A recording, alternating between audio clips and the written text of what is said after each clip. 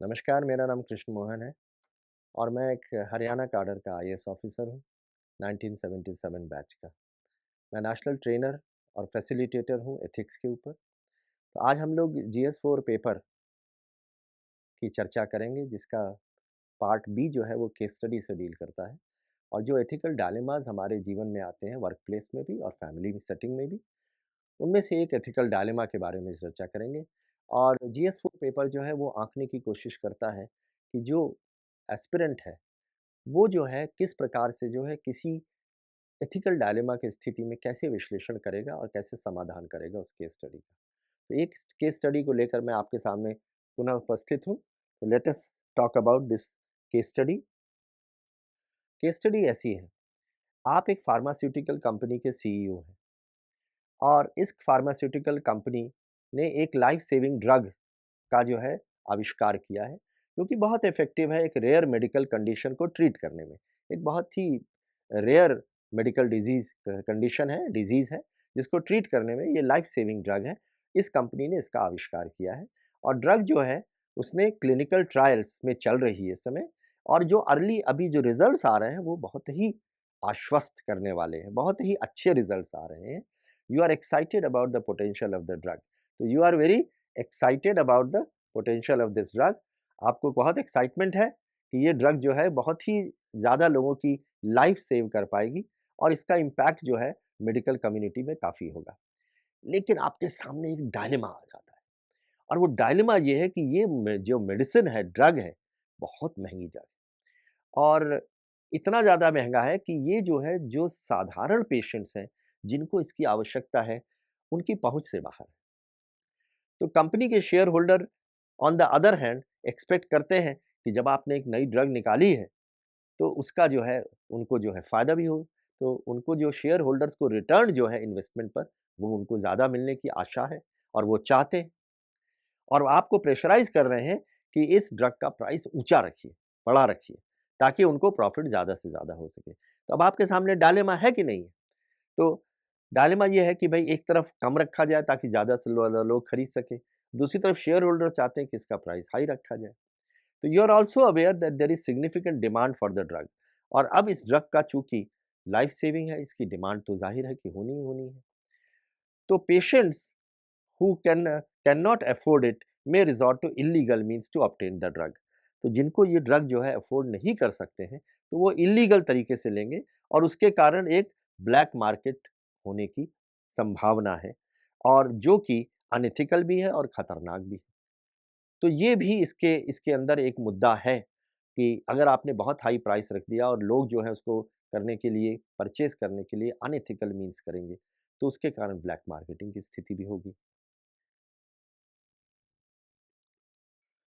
तो अब हमको इस किसी भी केस स्टडी का विश्लेषण करने के लिए जैसा मैंने आपको पहले भी बताया था कि हमको कई स्टेप्स के माध्यम से गुज़रना होता है।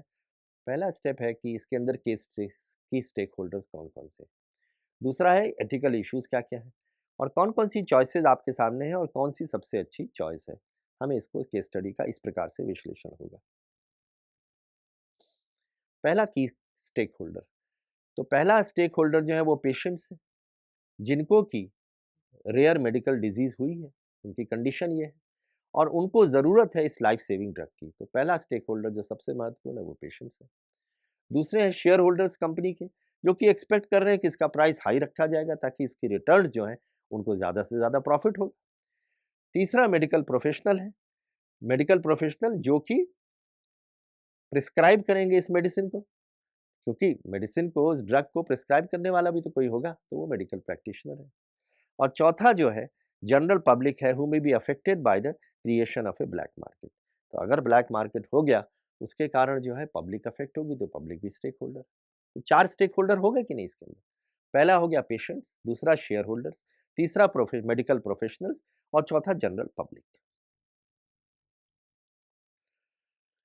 अब इसके अंदर हम लोग चर्चा करते हैं कि एथिकल इश्यूज कौन-कौन से इन्वॉल्व हैं। तो पहला है access to health care. Health care एक ऐसी चीज़ है जो कि सभी को मिलनी चाहिए। अमर्त्य सेन कहते हैं ना कि एजुकेशन और हेल्थ से बढ़कर कुछ नहीं होता है। किसी भी कंट्री का जीडीपी जो है, उसका एक प्रमुख हिस्सा जो है, वो एजुकेशन और हेल्थ के पास होना चाहिए, ताकि सर्वांगीण विकास जो है वो हो सके देश का। तो सर्वांगीण विकास के लिए एजुकेशन और हेल्थ जो है उस सेक्टर को ज़्यादा से ज़्यादा जो है हमको आउटले जो है पैसे उसके अंदर रखने चाहिए। तो high cost of the drug could prevent patients who need it from accessing it. तो अगर हमने हाई कॉस्ट रख लिया उस मेडिसिन का, तो जो हेल्थ केयर है वो लोगों तक पहुंच नहीं पाएगी, क्योंकि इतनी कॉस्टली चीज़ कौन खरीद पाएगा। तो पहला मुद्दा जो एथिकल है, एक्सेस टू हेल्थ केयर, जो कि सभी के पास होना चाहिए एक्सेस, गरीब से गरीब तबका भी और अमीर से अमीर आदमी। अमीर लोगों को तो मिल जाती है, लेकिन गरीब लोगों को वो दवाई मिलना मुश्किल होती है। तो हेल्थ केयर नीचे के स्तर तक पहुंचाना हर लेवल पर, ये पहला मुद्दा है। दूसरा है profit versus ethics, pressure to provide a significant return on investment. वो कौन मांग रहे हैं? Shareholder. और दूसरी तरफ we have to provide the medicine, life saving medicine to the patient. तो यहाँ पर एक कॉन्फ्लिक्ट ऑफ इंटरेस्ट हो गया ना। तो कॉन्फ्लिक्ट ऑफ इंटरेस्ट इसलिए पैदा हो गया कि यहाँ पर दो जो मेन आपके स्टेक होल्डर हैं, एक पब्लिक या पेशेंट्स, दूसरी तरफ जो शेयर होल्डर है। शेयर होल्डर जो है ज़्यादा से ज़्यादा कॉस्ट रखना चाहते हैं, और पेशेंट्स और पब्लिक जो है उनके हित में आवश्यक है कि इसका कॉस्ट नीचे रखा जाए। और तीसरा है इशू इसके अंदर ब्लैक मार्केट का। Creation of a black market for the drug could lead to unsafe and unethical practice.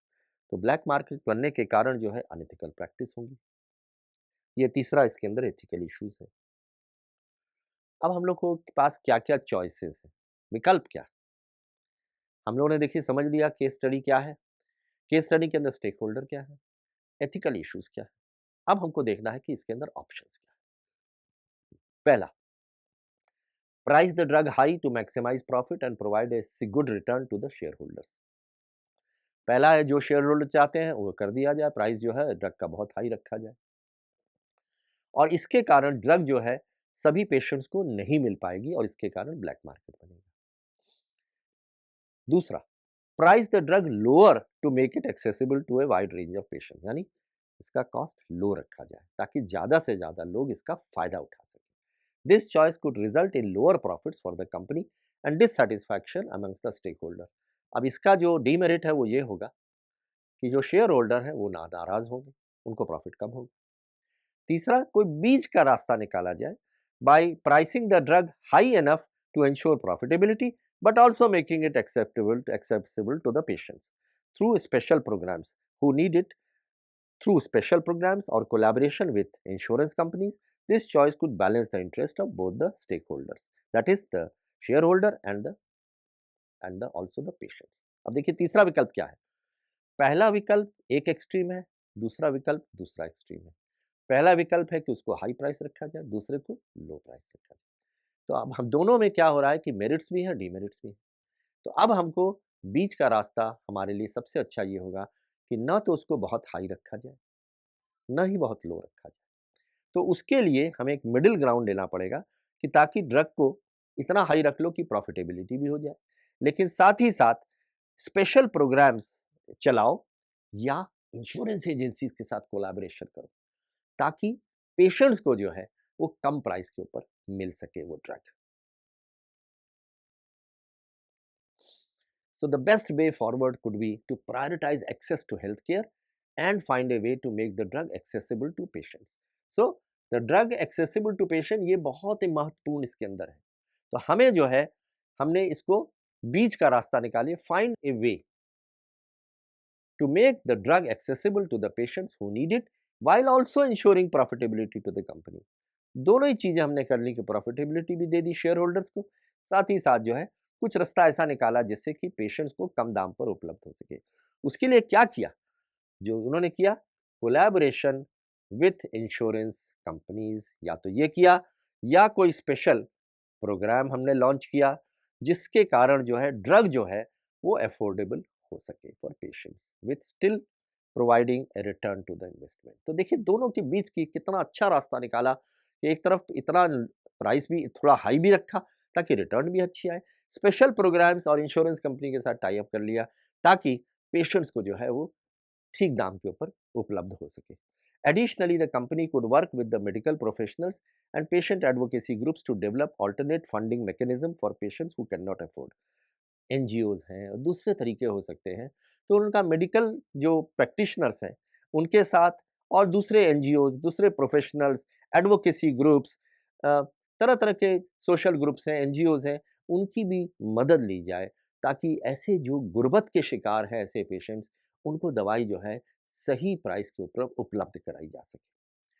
So, ultimately, the decision should prioritize the interest of the patients and their health over the interest of the company and its shareholder. तो जो interest है, public interest है, वो हमारे लिए सबसे सर्वोपरि है।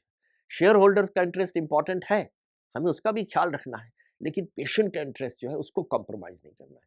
तो इस प्रकार से हमने बीच का विकल्प निकालकर दोनों के बीच में एक बैलेंसिंग कर ली। तो यही एक तरीका है जो कि एक आपके सामने अगर एथिकल डायलेमा आएगा तो आपको सारे विकल्प सोचने पड़ेंगे और हर एक का मेरिट और डीमेरिट सोच के जो सबसे अच्छा विकल्प है उसको आपको चुनना पड़ेगा।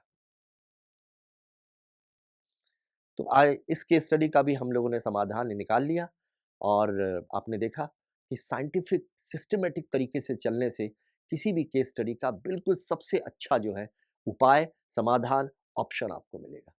आज के लिए इतना ही। बहुत शीघ्र ही हम एक नई केस स्टडी के साथ आपके सामने उपस्थित होंगे। कृष्ण मोहन का आपको बहुत-बहुत नमस्कार।